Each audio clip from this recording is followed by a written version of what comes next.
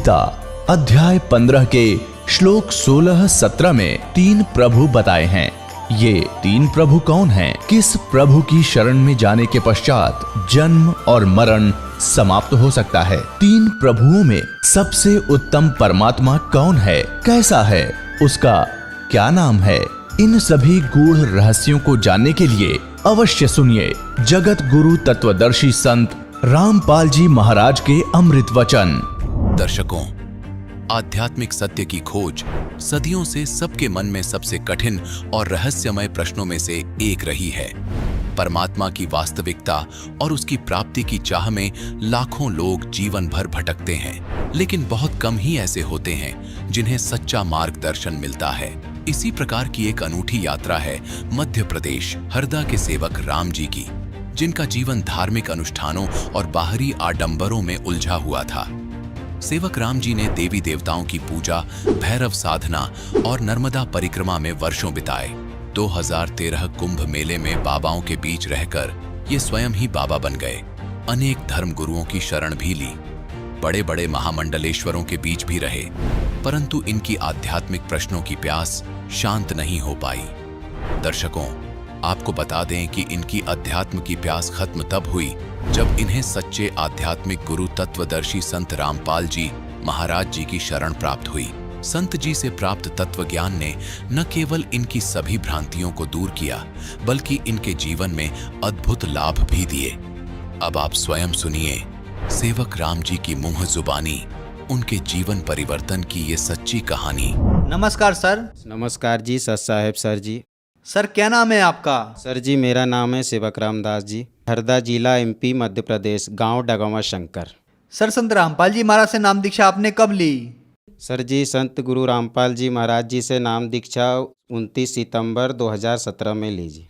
Sir संत रामपाल जी महाराज से नाम दीक्षा लेने से पहले आप क्या भक्ति साधनाएं करते थे? सर जी संत रामपाल जी महाराज जी से नाम दीक्षा लेने के पहले ब्रह्मा विष्णु महेश के सानिध्य से जितने भी देवी देवता हैं, भिलड़, बहरू, नर्मदा, साईं बाबा, भोलेनाथ, दुर्गा जी, जो भी सब जितने भी देवी देवता हैं, गणेश जी, इनकी सब की साधना करते थे जी। तो फिर संत रामपाल जी महाराज की शरण में आप कैसे आए? सर ऐसा कारण बना कि कहीं भी जितने भी देवी देवताओं की हम भक्ति करते थे जी सर, नर्मदा जी की हम हर अमावस्या गांव से पैदल नहाने जाते थे जी। हमारे गांव से नर्मदा नदी 45 किलोमीटर पे पड़ती है। लोग बाग मोटर गाड़ी इनसे जाते थे, मैं पैदल ही जाता था जी, कि कहीं से भी मालिक का सच्चा ज्ञान मिल जाए और हमें घर सच्चे ज्ञान मिलने के बाद घर में सुख शांति हो जी, वाहर वादा कलेश मिटे जी। पर ऐसा कुछ भी नहीं हुआ। उसके बाद शिरडी 4 साल पैदल ही गए जी, कोई ट्रेन से, कोई बस से, कोई जीप से नहीं गया जी। 4 साल शिरडी पैदल ही गया। वहाँ भी देखा कहीं भी ऐसा ज्ञान जो संत रामपाल जी महाराज ने दिया, ऐसा ज्ञान कहीं नहीं मिला जी। उसके बाद सब कुछ हो गया, फिर मैं खुद ही बाबा बन गया कि कहीं अपन बाबा बन जाओ, इस बाबा के भेष में कहीं सच्चा ज्ञान बाबा उनके बीच में सत्संग करने से हो सकता है कहीं मिल जाए जी।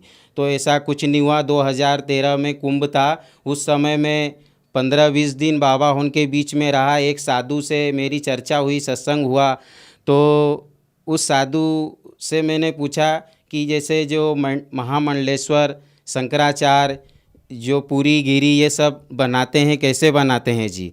तो उस संत ने ये जवाब दिया कि आपके पास क्या 50,000 1 लाख रुपए है जो आप को भी महामंडलेश्वर, पूरी गिरी, शंकराचार्य जो भी है हम बना सकते हैं जी। तो हमने कहा वो कैसे?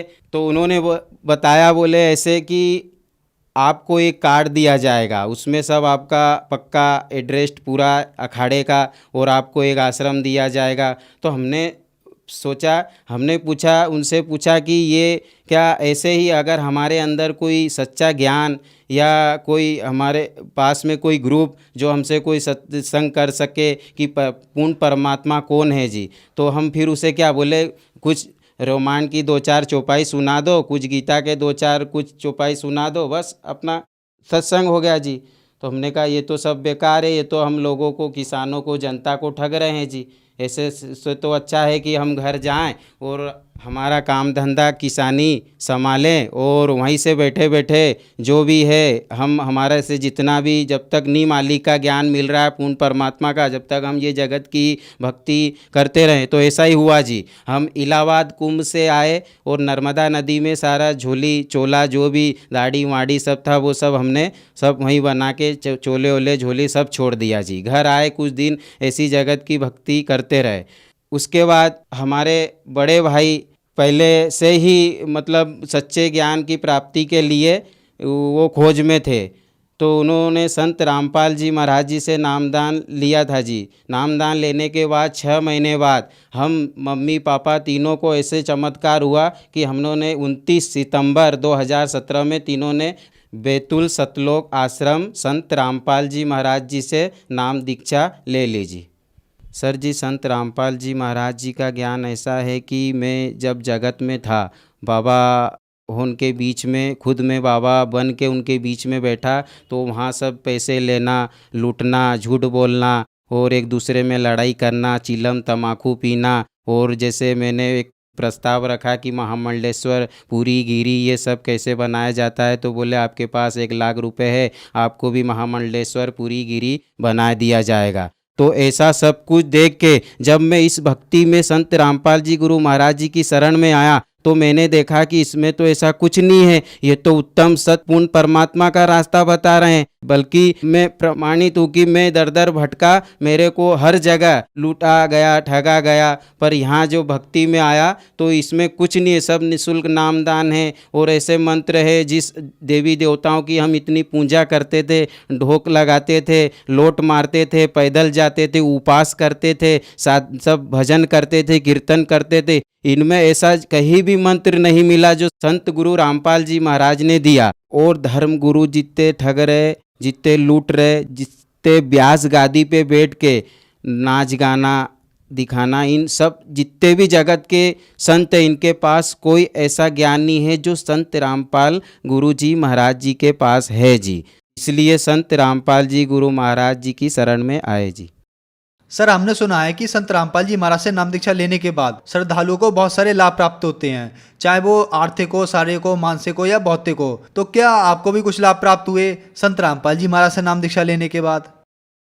जी सर जी, संत रामपाल जी गुरु महाराज जी के शरण में आने के बाद वो लाभ हुए जो कि सबसे पहले लाभ तो हमें आध्यात्मिक ज्ञान मिला जी। जो कि मैं जगत में इधर उधर भटका, नर्मदा परिक्रमा 108 दिन में किया कि कहीं भी नर्मदा परिक्रमा करते करते साधु संतों के बीच में सच्चा ज्ञान मिले, तो ऐसा कुछ नहीं हुआ जी। और इलाहाबाद में गया तो वहाँ कुछ संतों के बीच में बैठा, वहाँ भी सब यही बताया जी कि ये पैसे से महामंडलेश्वर पूरी गिरी बन जाए। बाकी ऐसा जो संत रामपाल जी गुरु महाराज जी की शरण में आने के बाद ज्ञान मिला, मैंने जगत में ऐसे 10-12 गुरु बना चुका हूँ जी कि कहीं भी परमात्मा का सच्चा ज्ञान, सच्चा रास्ता मिल जाए जी। पर उन गुरुओं के बीच में भी ऐसा कोई ज्ञान नहीं मिला जी जो कि हमारे संत गुरु रामपाल जी महाराज जी की शरण में आने के बाद मिला जी। पहला लाभ तो ये है जी। दूसरा लाभ ये है सर जी कि हमारी मम्मी बिमला दासी नाम है उनका, उनके घुटनों में खूब दर्द होता था जी, उनसे चला नहीं जाता था। घुटनों में ऐसे दर्द होता था कि उनको घुटनों पे कपड़ा बांधना पड़ता था जी। पर उन्होंने भी संत रामपाल जी गुरु महाराज जी की शरण में आए, तब से उन्होंने मंत्र जाप किए। उन मंत्र जापों से ऐसा चमत्कार हुआ कि आज तक कोई दर्द नहीं घुटनों में है जी।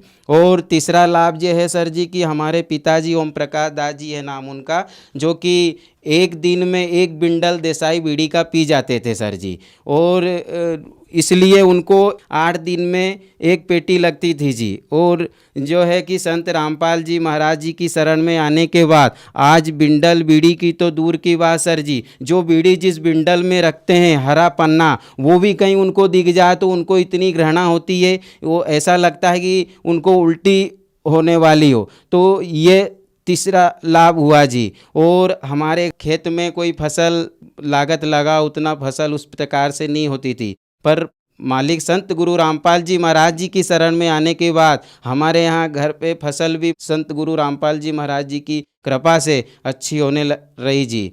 सर जी ऐसा है कि जैसे मैंने प्रथम गुरु बनाया, वहाँ हमें नौजवान शरीर देख के, हमारी सेवा भाव देख के हमें कोई ज्ञान कुछ बताए नहीं।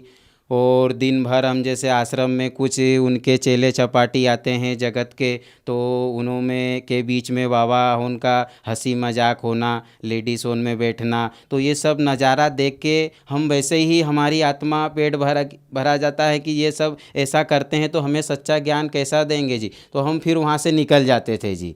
फिर दूसरा देखो तो वहाँ भी ऐसा, तीसरा देखो तो वहाँ कहीं लड़ाई झगड़े चल रहे, आश्रम के बारे में चल रहा कि ये कर लेंगे वो कर लेंगे, ये मंदिर बना देंगे, ये मान बढ़ाई, और उसके चक्कर में पड़े रहते थे जी। ऐसे महामंडलेश्वर उनके बीच में भी गए तो वो भी बस यही मान बढ़ाई के चक्कर में भगवा कपड़ा पहन लेना, माला डाल लेना, तिलक लगा लेना, ये सब उनके बीच में। और कभी अगर कोई अच्छा सेठ बड़ा आ जाए पैसे वाला, तो हम जैसे कोई गरीब अगर बैठा हो चेला, अब अगर सच्चे ज्ञान के लिए तो उनको दूर बैठा देंगे, उनको पहले पास में बैठाएंगे जी। तो ऐसा मैंने सब कुछ देखा। कोई डॉक्टर के पास जाता है, कोई कहीं के पास जाता है, ऐसा ही अगर सच्चे ज्ञान प्राप्त करने के लिए आप अगर 10 या 20 गुरु भी बनाना पड़े तो बना सकते हो जी। जब तक सच्ची पूर्ण परमात्मा की भक्ति हमें नहीं मिले, जिससे हमें घर में क्लेश बाधा दूर नहीं हो, तब तक हमें वो सच्ची भक्ति नहीं हो सकती, वो सच्चा भक्त नहीं होता। ऐसे ही इतने 20 गुरु बनाने के बाद हमारे संत रामपाल जी गुरु महाराज जी ने ऐसा ज्ञान दिया जो कि आप गुरु बनाने की कोई आवश्यकता नहीं है। पूरे विश्व में यही गुरु रहेंगे, यही संत रहेंगे, और यही पूर्ण कबीर परमेश्वर पूर्ण परमात्मा के अवतार के रूप में आए हुए हैं जी। तो संत रामपाल जी महाराज ने आपको बहुत सारे सुख दिए, तो जो समाज आज आपको देख रहा है, आप उन्हें क्या संदेश देना चाहेंगे? सर जी, मैं संदेश तो क्या दे सकता हूँ, प्रार्थना कर सकता हूँ कि जगत के जितने साधु समाज ये है उनसे प्रार्थना करता हूँ जी कि आप भी आइए। और जैसे मैं जगत में साधु बन के दर दर पे भटका, मुझे लूटा गया, पैसे बोला गया कि पूरी गिरी पैसे से बना देंगे, तो ये सब आप भी ऐसे चोचले में मत पड़िए जी। आप अगर सच्चे पूर्ण परमात्मा की तलाश आप करते हो, आपके अंदर अभिमान नहीं है, मान बढ़ाई नहीं है, तो जो संत सदगुरु रामपाल जी महाराज जी भक्ति दे रहे हैं, वो भक्ति को आप पहले जो पुस्तक है जीने की राह, अंधश्रद्धा भक्ति, ज्ञान गंगा, इन पुस्तकों को पढ़ो और जो भी गीता है उनसे मिलाओ। आपको अगर ग्रुप सच्चा नहीं मिले तो आप कहना कि हाँ ये गलत है जी। जितने भी युवा जो साधु आज के युवा पीढ़ी से है, 20 साल 25 साल 30 साल 35 साल के अंदर जितने भी साधु है, जो भी मन में ऐसी भावना और इच्छा रखते हैं कि हम पूरी गिरी साधु, जितने महामंडलेश्वर बनने की इच्छा रखते हैं, तो ऐसा कुछ नहीं है जी। आप कपड़े आपको पहना देंगे या काट देंगे, उससे कुछ पूरी गिरी और महामंडलेश्वर नहीं बन सकते जी। हमारे अंदर, हमारे पास जब तक पूर्ण परमात्मा का सच्चा ज्ञान नहीं रहेगा, तब तक हम उस परमात्मा के सेवक नहीं बन सकते जी। उनसे सभी से प्रार्थना है कि संत गुरु रामपाल जी महाराज जी की शरण में आइए और अपना कल्याण कराए जी। संत रामपाल जी महाराज से नाम दीक्षा कैसे ले सकते हैं?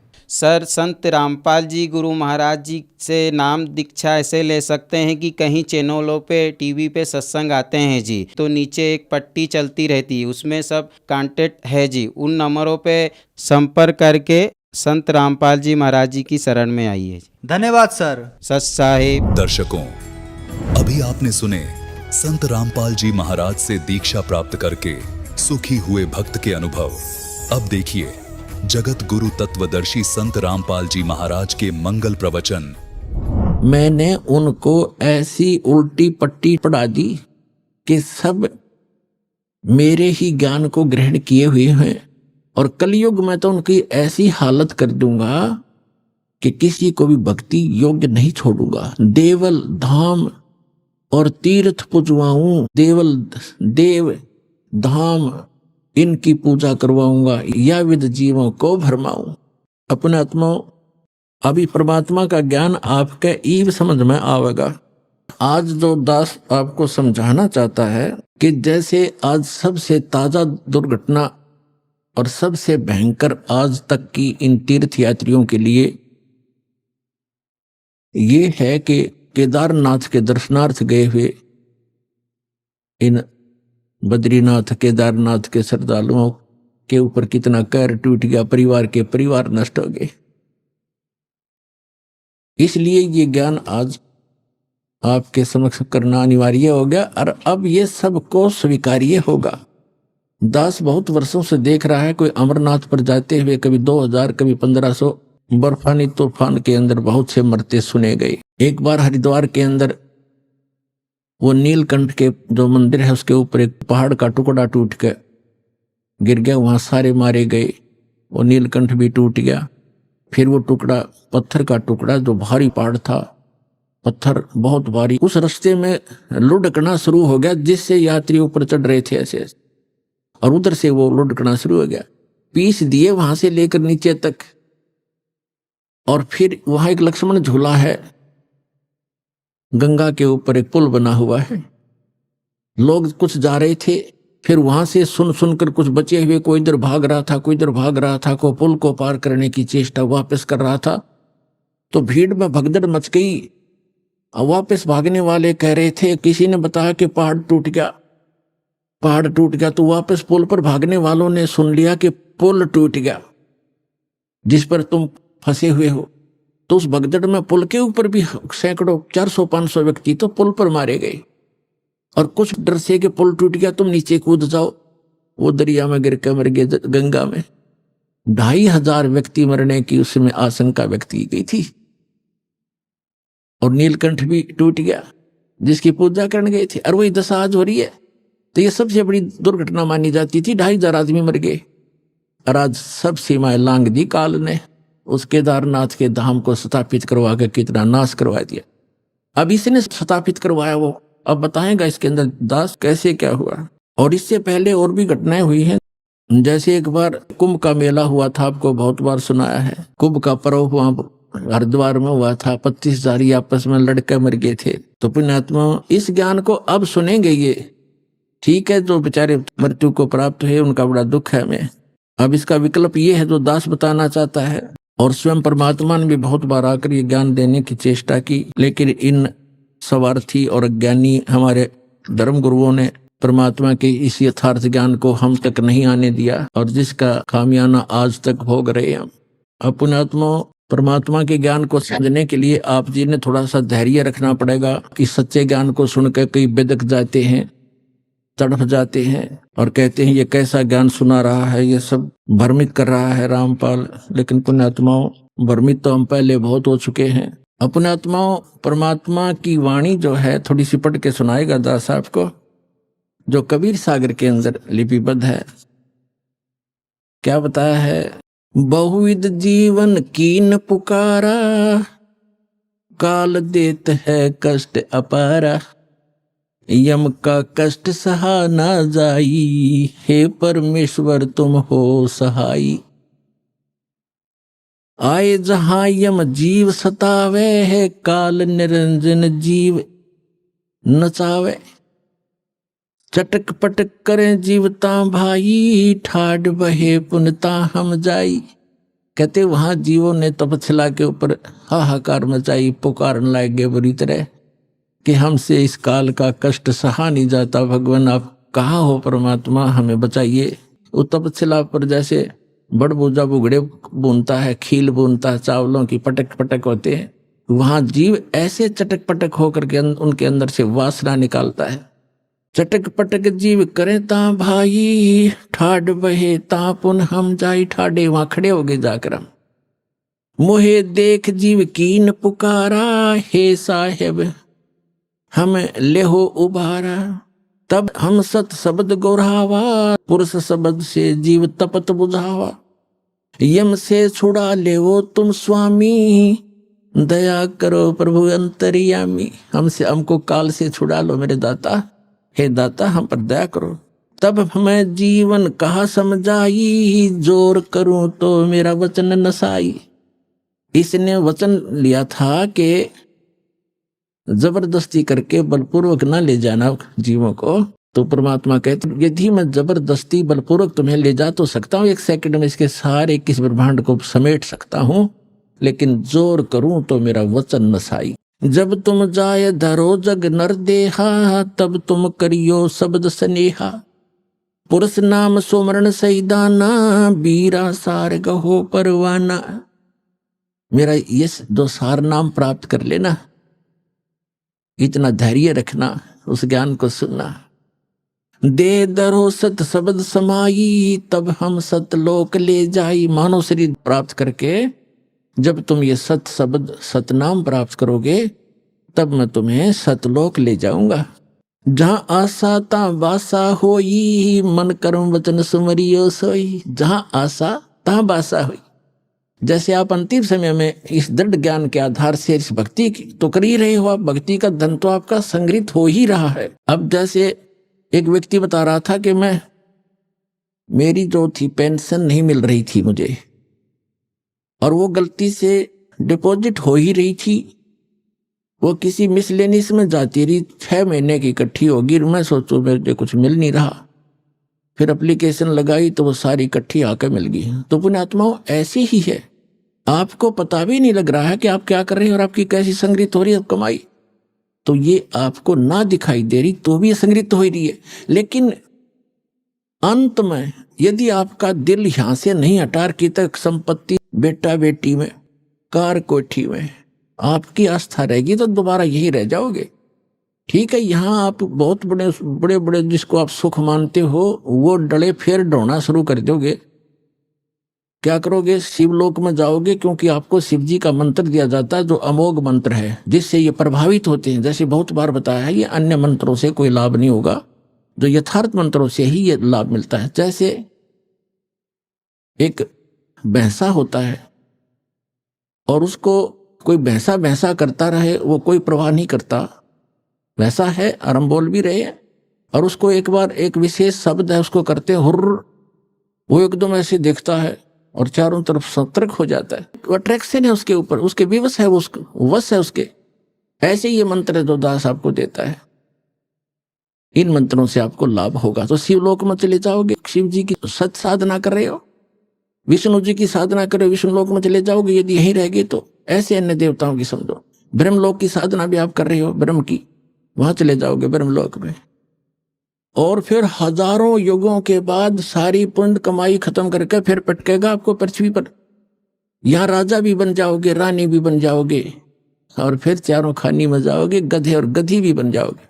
वह पूंजी नाश होने पर बैटरी डिस्चार्ज हो जाएगी और फिर आप इसी सत्र में आ जाओगे जो आज खड़े हो। कोट जन्म तन भर मत होगे, कुछ ना हाथ लगा रे, कुकर सुकर खरवा बोरे, कौआ हंस बुगारे।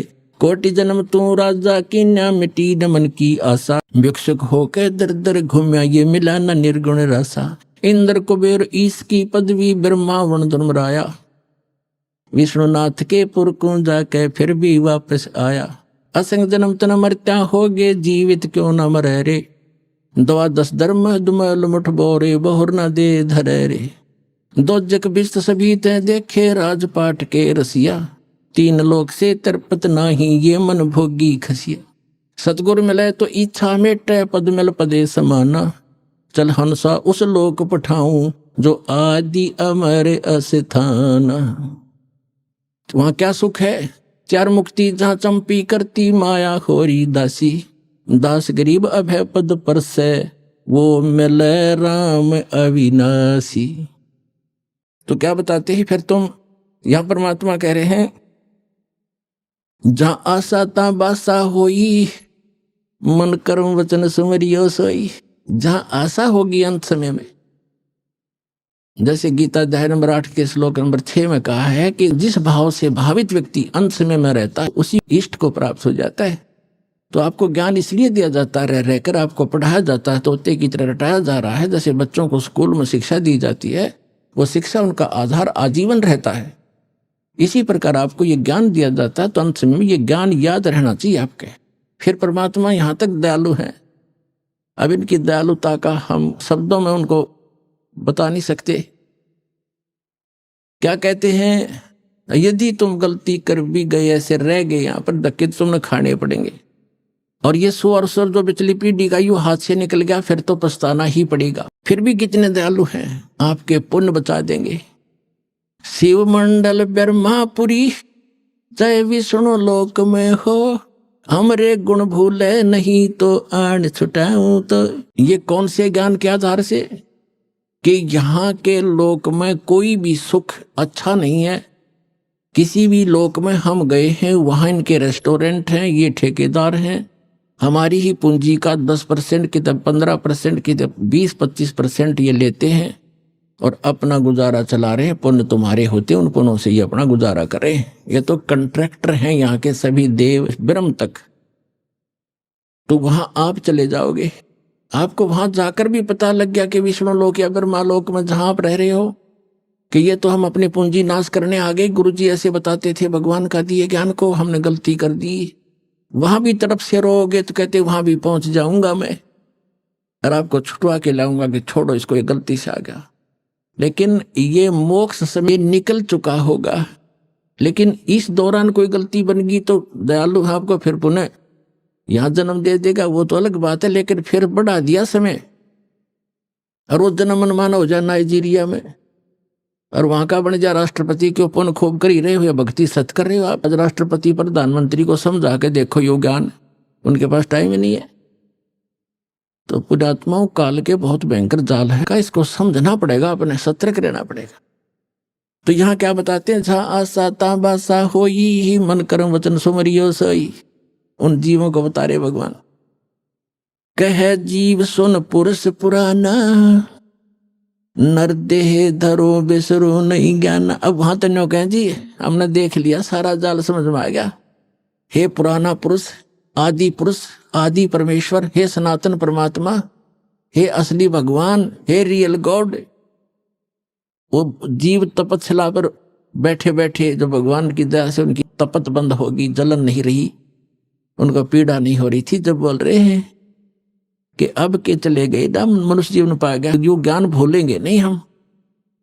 और काल पहला काम यही करा, यहाँ थे सबसे पहले ज्ञान बुलाता, तू कौन था, कहाँ से आया था, खत्म कर देता है तीनों गुणों के प्रभाव से। सुखदेव ऋषि को ये ज्ञान था, 12 वर्ष तक गर्भ से बाहर नहीं आके जाते बुद्धि भ्रष्ट हो जाती है इन तीनों गुणों के प्रभाव से। तब इसने तीनों देवताओं ने, ब्रह्मा विष्णु महेश ने जाकर इससे कहा था, व्यास की पत्नी की गर्भ में था, ये कहा था ऋषि बाहर आ जा भाई, 12-12 वर्ष बहनें माताएं बच्चों को पेट में रखेंगी तो वो दुखी हो जाएंगी, हमारी व्यवस्था चेंज ना करे तू। तब इसने कहा था कि मैं तब आऊंगा जब तुम अपनी माया रोक लोगे। तो ये कहने लगे हम ज्यादा समय तक इसको रोक नहीं सकते, हमारा शरीर फट जाएगा, हम इतनी देर रोक सकते, इतनी देर। तो उन्होंने बोला तुम इतनी देर ही रोक लो। कहते तीनों देवा थम्बी माया, गर्भ उधर से बाहर आया, तुरंत 1 सेकंड के अंदर बाहर आ गए, सेकंड के भी कुछ हिंस में। तो कहने का भाव ये है कि उस समय आया ये जिसमें उन्होंने अपनी ये थोड़ी सी, इतने से ज्यादा ये रोक नहीं पाते। सचेत रहा कि भक्ति करनी चाहिए, मनुष्य उन बार बार नहीं मिलता। अपने पिताजी को भी दर्शन भी नहीं दिए, ना उसके करे व्यास जी के पुत्र पुत्र के व्यास टेरा। और तो कहता है एक लेवा एक देवा दूतम। वेद व्यास जी ने कहा बेटा तेरा तो दिखा दे, तेरा 12 वर्ष तक इंतजार की कि बेटा होगा बेटा होगा, दर्शन करूंगा। तब इसने कहा था कि एक लेवा एक देवा दूतम को किसी का पिता नहीं पूतम, संबंध जुड़ा एक ठाठा, अंश में सब 12 बाटा। ऋषि जी ना जाने कितनी बार मैं तेरा बाप हो लिया, ना जाने कितनी बार तू मेरा बाप हो लिया, ये तो भयंकर समस्या है, इसका समाधान करूंगा। अब कहते हैं गुरु बिन काहू न पाया ज्ञाना, जो थोथा बुछड़े मूड किसाना। गुरु बिन वेद पढ़े जो प्राणी, समझे न सार रहे अज्ञानी। अब प्रेरणा पाके निकल भी गया, काल की जाल जो कितने भयंकर हैं। आगे मन में आ गया मेरे से समर्थ कोई है नहीं, आकाश में उड़ गया मैं। फिर इसकी दुर्गति कर रखी थी, फिर परमात्मा ने दया बख्शी, इसकी सद्बुद्धि लाई ठिकाने के गुरु बना, राजा जनक जी से उपदेश लिया और तब थोड़ा बहुत राहत मिली जो इसी लोक की थी। और सतलोक की तो बात ही छोड़ दो। अब समय आया है तो दास पर रजा करिए, आपके ऊपर मेहर की, आपका जन्म मनुष्य जीवन का है, स्त्री या पुरुष का। अब इसका लाभ उठाओ पुण्यात्मा। कहे जीव सुन पुरुष पुराना, नर देह पा बिसरो नहीं ज्ञाना। हे परमात्मा, हे आदि पुरुष, हे पुराणा पुरुष, सुन लो। अब मनुष्य जीवन पा करके हम कभी भी परमात्मा की सत भक्ति और ये ज्ञान नहीं भूलेंगे, हम भ्रमित नहीं होंगे। फिर क्या बताते हैं, पुरुष जान सुमरा जमराई, वेद पुराण कहे समझाई। कहते हमने भगवान जान के इस काल ब्रह्म की पूजा की, वहां जाकर समझ में आई भगवान के ज्ञान से, और जो भी हमें ज्ञान मिला वेद और पुराणों के आधार से हमने इस ब्रह्म की साधना, काल की साधना की। पुरुष जान, पुरुष माने परमात्मा, जान सुमराई यमराई, यमराई माने यम काल, यम राजा। वेद पुराण कहे मति एहा, निराकार से की जय नेहा। ये सभी वेदों और पुराणों के ज्ञाता हमें यही बताते रहे। ज्ञाता माने जाने वाले ज्ञाता थे नहीं, वो कथित ज्ञाता थे कि निराकार की भक्ति करो। सुर नर मुनि जन 33 करोड़ी, बंधे सभी काल की डोरी। ताके मते कीन हम आशा, अब हमें चीन पड़ा यम फांसा। उसके बताए हुए लोक वेद दत्त कथा के आधार से हमने ये आशा ला रखी थी। सुर नर मुनि जन 33 करोड़ी, बंधे सभी काल की डोरी। वो भी इसी की पूजा कर रहे हैं। और ताके मते, उन्हीं के विचारों से कीन हम आशा, अब हमें चीन पड़ा यम फांसा। काल की फांसी अब समझ में आई हमारे। सुनो जीवी छल यम केरा, ये यम फंद कीन गनेरा। काल जार अनेक किन्नो, जीव कारण ठाठ हो। और वेद शास्त्र पुराण स्मृति ये सभी रोके बाट हो। कहते हैं वेद शास्त्र और पुराण स्मृति अंत रोके बाट हो। अंत में ये सभी आपका रास्ता रोके बैठे, इस आधार से आप मोक्ष नहीं प्राप्त कर सकते। जीव पड़े बस काल के, और काल कराल पर चंडे। सत नाम चीन्हे बिना ये जन्म जन्म भव दंड। आगे फिर क्या बताते हैं, धर्मदास पूछो जो मोही, युग युग कथा कहूं मैं तो ही। जब ही पुरुष आज्ञा की ना, जीवन काज पृथ्वी पग दीना। कर परिणाम तभी पग धारा, पहुंचे जाए धर्म दरबारा। प्रथम चले जीव के काजा, पुरुष प्रताप शीस पर साजा। अपने आप को छुपाकर भगवान कह रहे हैं कि धर्मदास मैं परमात्मा की आज्ञा पाकर के यहां आया। आवत देख मिले धर्म अन्यायी, ये काल अन्यायी मुझे आता देखकर मिला। तिन पुनः हमसे राड बढ़ाई, इसने मेरे साथ झगड़ा ठाना जब मैं यहाँ आ रहा था। वो को देख काल डिग आवा, मेरे निकट आ गया। और महाक्रोध बोले अतुरावा, क्रोधित होकर और मेरे से ऐसे बोला, जोग जीत यहाँ क्यों आयो, सो तुम हमको वचन सुनाओ। के तुम हमको मारन आयो, जो पुरुष वचन हो मुझे सुनाओ। तुम परमात्मा का कोई वचन आदेश लेकर आए मुझे बताओ, या तुम मुझे मारने आया है कि यहां से भी निकालने आया है मुझको। कबीर परमात्मा कहते हैं, तासो किन सुनो अन्यायी, जीव काज में जाऊं संसार सिधाई। जीवन के तुम बहुत भुलावा, बार बार जीवों को सतावा। पुरुष भेद तुम गुप्त कर रखा, अपनी महिमा प्रगट बाखा। कहते तुमने पुरुष यानी परमात्मा का भेद तो कति गुप्त कर दिया और अपने आप को भगवान सिद्ध कर लिया। तपतशिला पर जीव जराऊ, जार बार निज स्वाद कराऊ। इस तपतशिला पर जीवों को जलाता है, इनको जला और फूक कर अपना स्वाद करता है। तुम अस कष्ट जीवन कह दीना, ताते पुरुष मोय आज्ञा दीना। जीव चिताए लोक ले जाऊं, काल कष्ट से जीव बचाऊं। इसलिए परमात्मा ने मुझे आज्ञा दी है, यहाँ उसके बच्चे बहुत दुखी हो रहे हैं और इनको चिता कर, इनको सतर्क करके ज्ञान देकर यहाँ से निकालूंगा। ताते हम संसार ही जायब, और दे परवाना लोक पठाव। इसलिए मैं संसार में जा रहा हूं, उनको सतमंत्र देकर सतलोक भेज दूंगा। अमर करूं सतलोक पठाऊं, ताते बंदी छोड़ कहाऊं। बंदी छोड़ हमारा नामम, अजर अमर है अस्थिर ठामम। यह सुन काल भयंकर भय हूँ, हमको त्रास दिखाए न लगी हूँ। ये सुन के काल भयंकर हो गया और मुझे त्रास दिखाने लगा। काल कहता है, 70 युग हम सेवा की नी, राज पुरुष ने मोह को दीना। 70 युग मैंने तपस्या की और परमात्मा ने मुझे ये लोक दिया है। मैंने कोई नाच गा कर नहीं प्राप्त किया, अपनी तपस्या से प्राप्त किया है, भगवान ने दिया है। और तू यहाँ कैसे आ गया? 70 युग हम सेवा की नी, ए राज बढ़ाई पुरुष मोह दीनी। फिर 64 युग सेवा ठायो, अष्टखंड पुरुष मोहि देव। तब तुम मार निकारा मोहे, जोग जीत ना छोड़ू तो हे। कहते वहां से तूने हमें मार पीट कर भगा दिया था किसी ब्रह्मांड समेत सतलोक से, अब आप मेरे लोक में क्यों आ गए? मैं तुझे नहीं छोड़ूंगा। परमात्मा क्या कहते हैं कबीर साहब, तब हम कहो सुनो धर्मराया, हम तुम्हारे डर नहीं डराया। तेरे डर से मुझे कोई डर नहीं है। हम कह तेज पुरुष बल आही, अरे काल तब डर मोहे नाही। मेरे पास परमात्मा की दी हुई शक्ति है, तेरा मेरे ऊपर कोई असर नहीं होगा। पुरुष प्रताप सुमरते ही बारा, शब्द अंग ते काल ही सारा। धर्मदास जी को कह रहे हैं, मैंने सिमरण किया परमात्मा के दिए है उस मंत्र का। तत्क्षण दृष्टि ताई पग हेरा, श्याम लाट बह होते ही केरा। जब मैंने सिमरण किया ना, धर्मदास से कह रहे हैं परमात्मा कबीर जी कि मैंने सतनाम का और सौर नाम का सुमरण किया ना, काल का असली चेहरा सामने आ गया। काला शरीर, ओछा माथा, टेढ़ा सा माथा इसका, भयंकर सा। तत्क्षण दृष्टि ता पर हेरा, श्याम लाट बहोती केरा। पंख घात जैसे होए पखेरू, ऐसे काल मही पर हेरू। जैसे पक्षी की पंख कट जाती हैं, ऐसे वो काल पृथ्वी के ऊपर गिर गया। और करे क्रोध कुछ नहीं बसाई, तब पुन परे चरण अंतर आई। मेरे ऊपर बड़ा बड़ा क्रोध कर रहा है, जैसे पक्षी के पंख कट जाते हैं, फिर मेरे चरणों को आके पकड़ लिया। कहे निरंजन सुनो हो ज्ञानी, करो विनती तो हे सो। जान बंधु विरोध कीनो, घाट बही अब मोहे सो। अब कहते हैं, हे तत्वदर्शी संत रूप में आए हुए जोगजीत, अब मैं आपसे एक विनती करता हूं।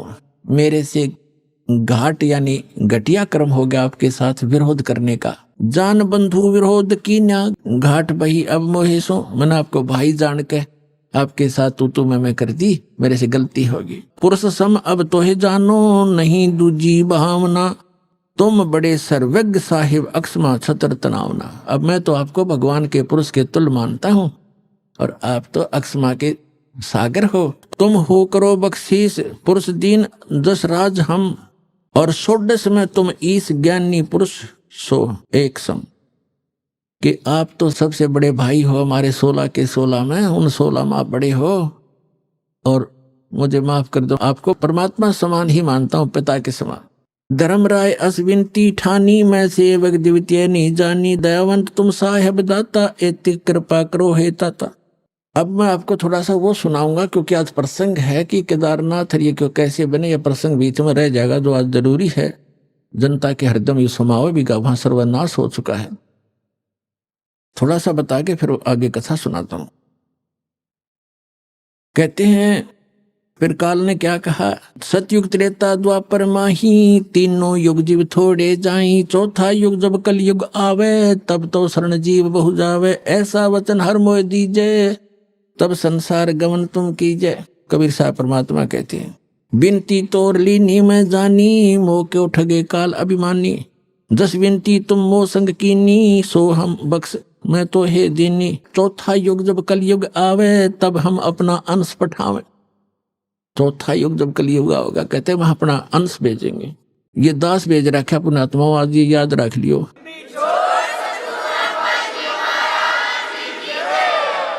और जय परवाना दे है सत शब्द दे हाथ, जिसको वो नाम सत शब्द और सतनाम सार नाम दे देगा, सो जीव यम नहीं पावही, सदा ताहे हम साथ। परमात्मा कहते हैं, जो मेरे उस दास से नाम ले लेगा, फिर वो उसको काल छेड़ नहीं सकता। प्रत्येक के साथ रहूंगा मैं उस बच्चों के। जी ही परवाना दे है सत शब्द दे हाथ, जिसको वो सत शब्द देगा उसके। और सो जीव यम नहीं पावे, काल नहीं पा सकता। सदा ताही हम साथ, उसके हम सदा साथ रहेंगे। अब काल क्या कहता है, हे साहेब तुम पंथ चलावो, जीव उभार लोक ले जाओ। वहां जाकर के आप करोगे ना ऐसा। अब ये क्या कहता है, पंथ एक तुम आप चलाओ, जीवों को सतलोक पठाओ। आप तो एक पंथ चलाओगे, परमात्मा ने कहा कि आगे बताएंगे। और काल कहता आप एक पंथ चलाओगे, यथार्थ पंथ, और इससे जीवों को मोक्ष कराओगे। और फिर मैं क्या करूंगा उस समय? कहता है 12 पंथ करूं मैं साजा, नाम तुम्हारा ले करूं आवाजा।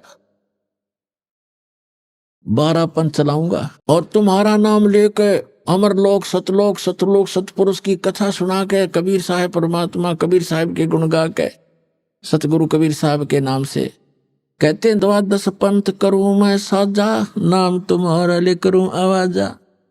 12 पंथ नाम जो ले ही, वो मेरे मुख में आन समोई, और अनेक पंथ चलाऊं, या विद जीवों को भरमाऊं। अब कहते हैं परमात्मा को कहता है काल कि 12 पंथ तेरे नाम से चलाऊंगा। जैसे गरीबदास साहिब जी तक आपको कबीर सागर कबीर वाणी में दिखाया बहुत बार, आज इनमें भी दिखाएंगे सत्संग के दौरान। उसमें कहा कि कबीर साहब यानी चूड़ामणि से लेकर गरीबदास जी तक 12 पंथ हैं काल के। तो इसका प्रमाण आपको कबीर सागर से देते हैं।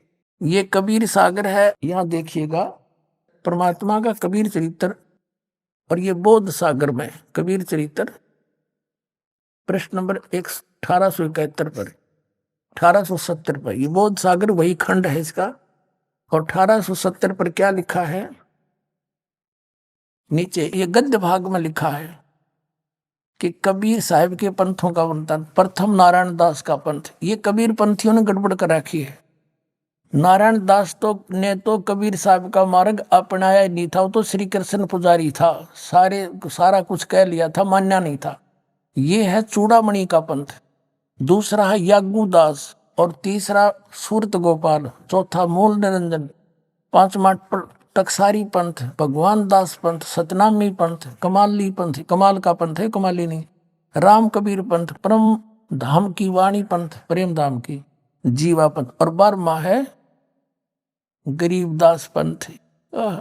उसमें क्योंकि यथार्थ भक्ति नहीं है, महिमा परमात्मा की थोड़ी बहुत है, वो कबीर साहब को एज ए गॉड नहीं मानते।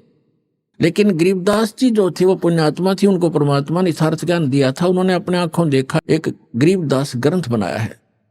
तो उनको आदेश था कि अभी किसी को ये बताना नहीं यथार्थ मंत्र, लिख जरूर दिया, लिख रखा उन्होंने, और ज्ञान भी सारा लिख रखा, फिर वो कहीं कहीं टुकड़ों में लिख रखा। जैसे स्पेयर पार्ट्स की दुकान होती है, उसमें सारे मोटर के पार्ट होते हैं गाड़ी के। अब कोई कहीं रखा कहीं रखो, तो अपनी सुविधा अनुसार इंजीनियर ही उनको उठा उठा कर गाड़ी बना सकता है, अनजान को कुछ कर ही नहीं सकता, सारा सामान रखा है। तो ये दास इंजीनियर बना के भेज दिया, राम नाम की गाड़ी बना दी आपके लिए।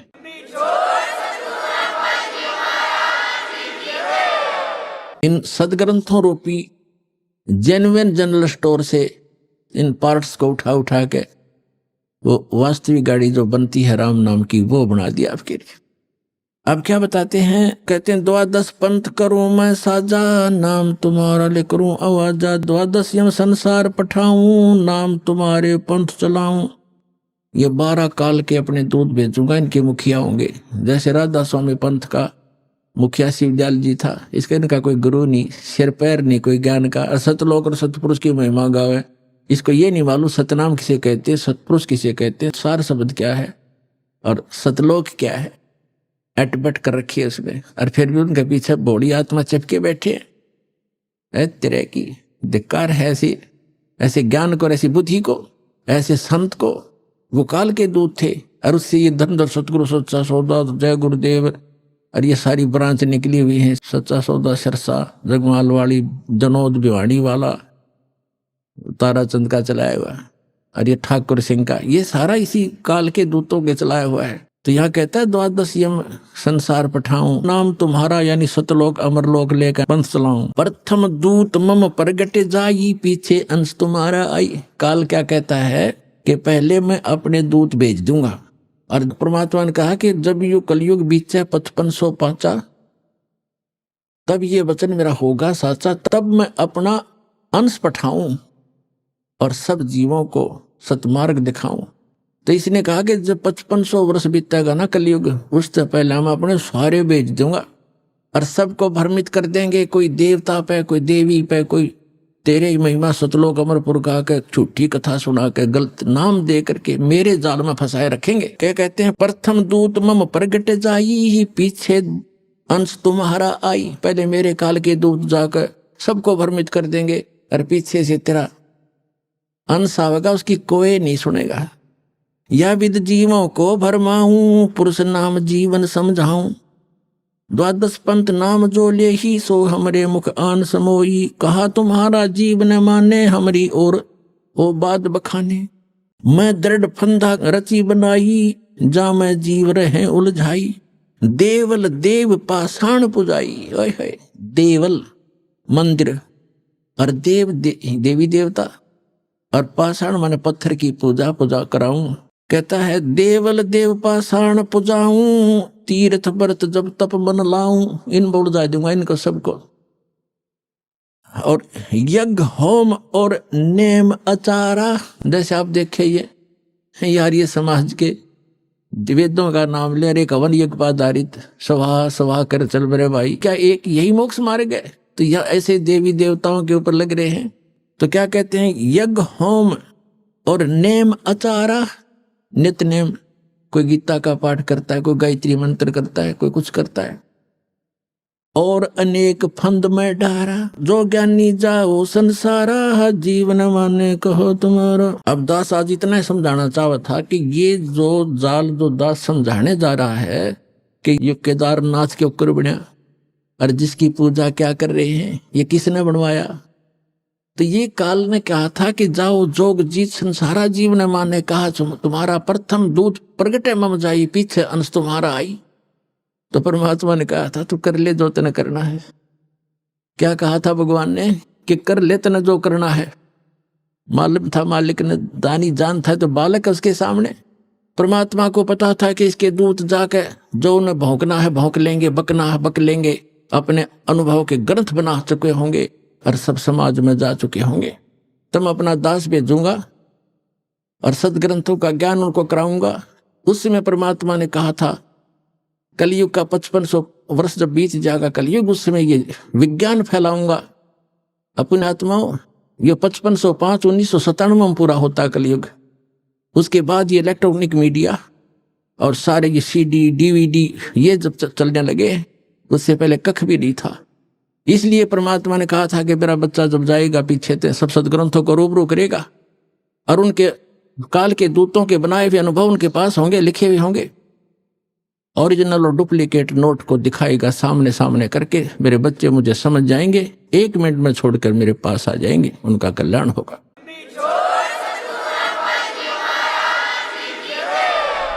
अभी आपने सुने संत रामपाल जी महाराज के मंगल प्रवचन। आइए अब सुनते हैं संत रामपाल जी महाराज से नाम दीक्षा लेकर सतभक्ति करके अद्भुत लाभ प्राप्त करने वाले अनुयायी के विचार।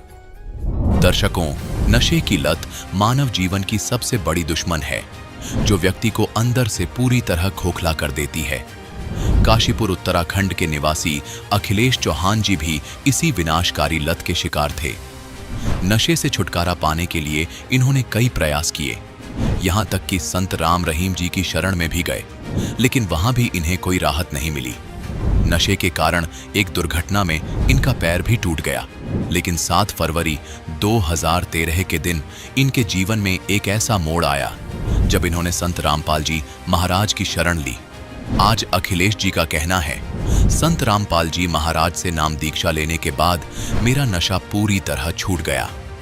दर्शकों, आखिर ऐसा कैसे हो सकता है कि जिस नशे को छुड़ाने के लिए सरकार नशा मुक्ति केंद्र खोलती है, लेकिन फिर भी किसी का नशा नहीं छूट पाता। पर संत रामपाल जी महाराज आखिर ऐसी क्या वस्तु अपने शिष्यों को दे देते हैं कि वे नशे से नफरत करने लगते हैं? आइए जानते हैं कि आखिर इसकी सच्चाई क्या है। सुनते हैं अखिलेश जी की कहानी, उन्हीं की जुबानी। नमस्कार सर। सर जी। सर क्या नाम है आपका? जी अखिलेश चौहान नाम है मेरा। अखिलेश जी आप कहाँ से हैं? जी मैं काशीपुर जिला उधमसिंह नगर उत्तराखंड से आया हूँ। अखिलेश जी, संत रामपाल जी महाराज से नाम दीक्षा आपने कब ली? जी संत रामपाल जी महाराज जी से दीक्षा मैंने 2013 7 फरवरी को ली। अखिलेश जी, संत रामपाल जी महाराज से नाम दीक्षा लेने से पहले आप क्या भक्ति साधनाएं करते थे? जी संत रामपाल जी महाराज जी से जुड़ने से पहले देवी देवता की पूजा करना, बृहस्पति देव का व्रत रखना, केले के जड़ में पूजा करना, पीले कपड़े पहनना और पीला भोजन करना, ये सारी प्रक्रिया करते थे। क्योंकि हमारे परिवार में शुरू से ही जो बृहस्पति देव को इष्ट रूप में पूजा जाता था और हमारी माता श्री भी इनकी बहुत अच्छी भक्ति, लेकिन हमें इनसे कोई वृद्धि या कोई लाभ नहीं मिला। अखिलेश जी, संत रामपाल जी महाराज की शरण में आप कैसे आए? जी संत रामपाल जी महाराज जी के शरण में हम इस तरह से आए कि हमारी मामी है रिश्तेदारों में, उनके पेट में जो है पथरी थी गुर्दों में। वो 20 साल से करीब परेशान थे गुर्दे की पथरी से। वो दवाई खाते थे, डॉक्टरों ने ऑपरेशन बताया था उनका, लेकिन गरीब परिवार होने की वजह से उनका ऑपरेशन नहीं हो पाया, जिससे वो दर्द के मारे काफ़ी परेशान रहते थे। तो हमारे मामा श्री हैं वीरेंद्र सिंह चौहान, उनको ज्ञान गंगा किताब मिली चंडीगढ़ में, उन्होंने वो पढ़ी। पढ़ने के बाद उन्होंने इंटरव्यू पढ़ा उसके अंदर कि हुड्डा जी की लड़की का कैंसर ठीक हो गया। तो उन्होंने हुड्डा जी को फ़ोन लगाकर पूछा कि आपका कैंसर सही हो गया? संत रामपाल जी महाराज जी के जुड़ने के बाद उन्होंने कहा हाँ जी सही हो गया, और आप भक्ति कर सकते हो, मर्यादा में रहेगा तो आप भी सही हो जाओगे। भगत जी जो है हमारे जो राणा जी हैं, वो संत रामपाल जी महाराज जी के यहाँ गए, नामदान लिया उन्होंने, और उनकी जो पत्नी थी उनके पेट की पथरी जो थी वो सही हो गई, उनका कोई दर्द नहीं होता। उन्होंने आके हमको बताया भाई आपके पैरों में दर्द रहता है और आप वहाँ चले जाओ, नाम ले लो तो सही हो जाओगे। तो साहब हम इस दौरान संत रामपाल जी महाराज जी के शरण में गए। संत रामपाल जी महाराज की शरण में आने के बाद क्या आपको कोई लाभ भी मिले?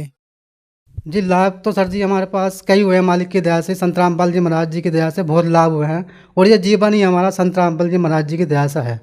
जी पहला लाभ मैं ये बताना चाहूँगा आपको कि मैं नशे से बहुत ज़्यादा परेशान था। इतना ज़्यादा परेशान था कि पूरे दिन काम करना और शाम को नशा करना, कि शाम को 5 बजने के बाद ऐसा लगता था कि अब हमें जो है शराब की हट्टी पे जाना है, कोई सी भी दारू मिले कैसी मिले, कहीं पे भी हो वहाँ पहुँचना है और उसे पीना है।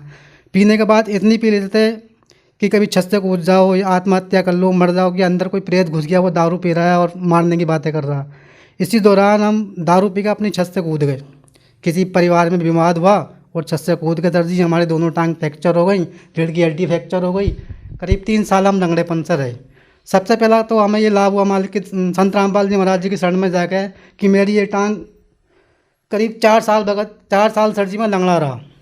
4 साल लंगड़ा रहने के बाद संत रामपाल जी महाराज जी से नामदान दीक्षा लेने के बाद मेरा ये लंगड़ापन सही हो गया और मैं अपनी बॉडी में बिल्कुल सही हो गया। मेरा 2013 से पहले 35 किलो शरीर में वजन था और ब्लड नहीं था बिल्कुल भी। डॉक्टर कहते ब्लड चढ़वाओ, ग्लूकोज चढ़वाओ।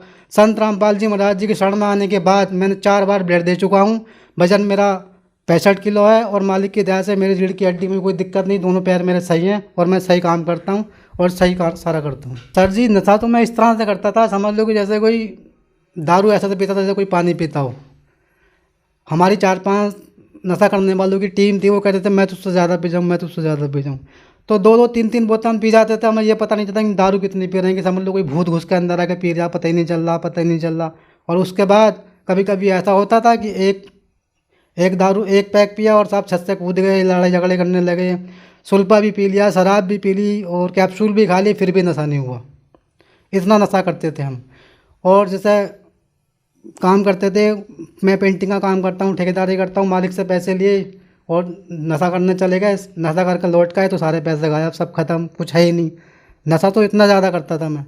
कई बार आत्महत्या करने की कोशिश करी नशा करने के बाद, कि नशा किया और साहब ट्रेन की पटरी के नीचे जाकर लेट गए, कि ये झगड़ा कर लिया, पिट के आ गए, उससे बेफजूल के सारे काम करते थे। और नशा से कुछ हम इतने परेशान थे, नशा छुड़ाने के लिए 2006 में, नशा मुक्ति करने के लिए 2006 में संत राम रहीम जी के पास मैं उनकी शरण में गया। उनसे बोला कि साहब हमारा नशा मुक्त करा दो, हम आपकी जो हमें बताओगे हम उस तरह से साधना करेंगे। हम उनके पास गए। जाने के बाद क्या हुआ, वो सामने राम रहीम जी सामने बैठे, हम नीचे बैठे, पंडाल में बैठे थे। तो नशे की इतनी बुरी आदत थी कि हम संत राम रहीम जी के आश्रम के अंदर भी सुरती मल के खाए।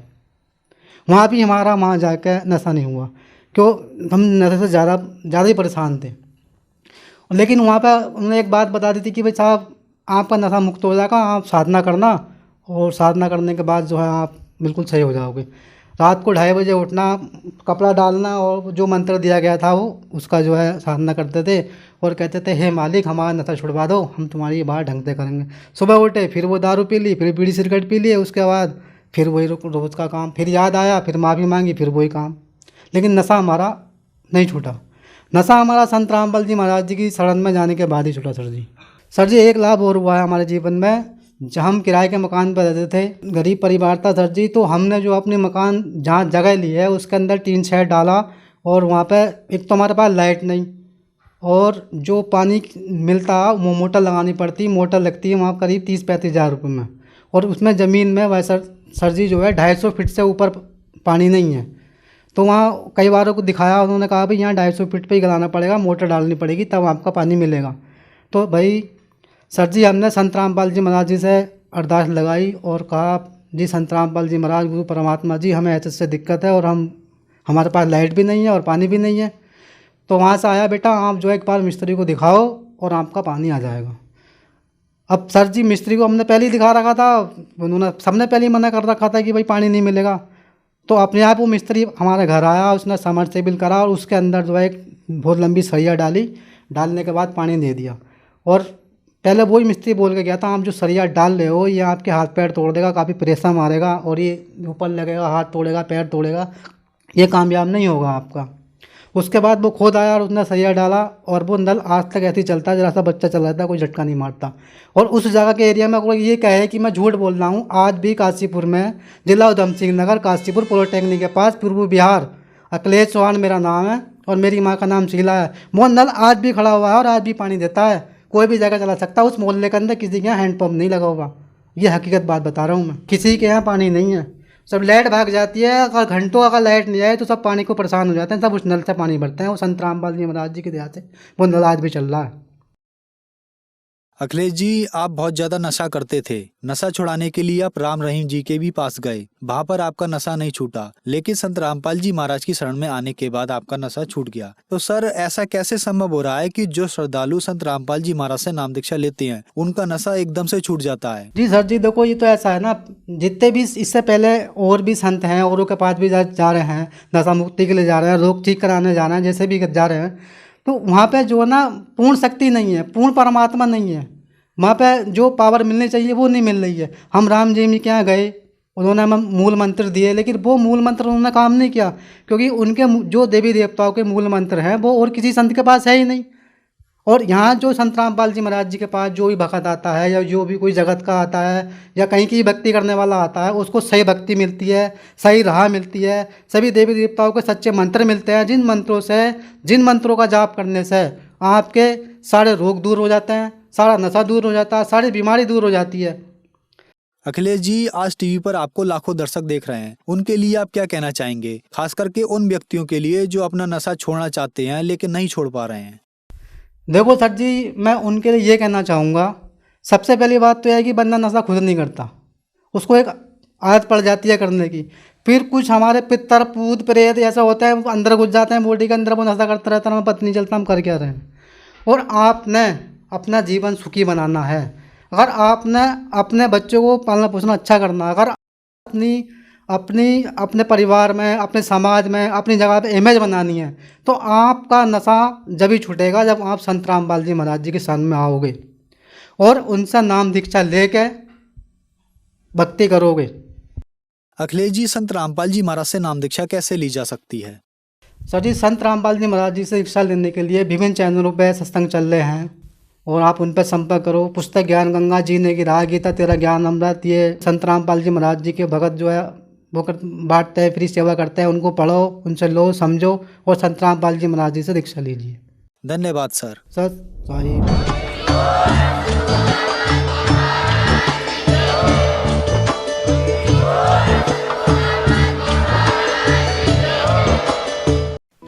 आप सुन रहे थे जगत गुरु तत्वदर्शी संत रामपाल जी महाराज के मंगल प्रवचन। अधिक जानकारी के लिए संपर्क करें।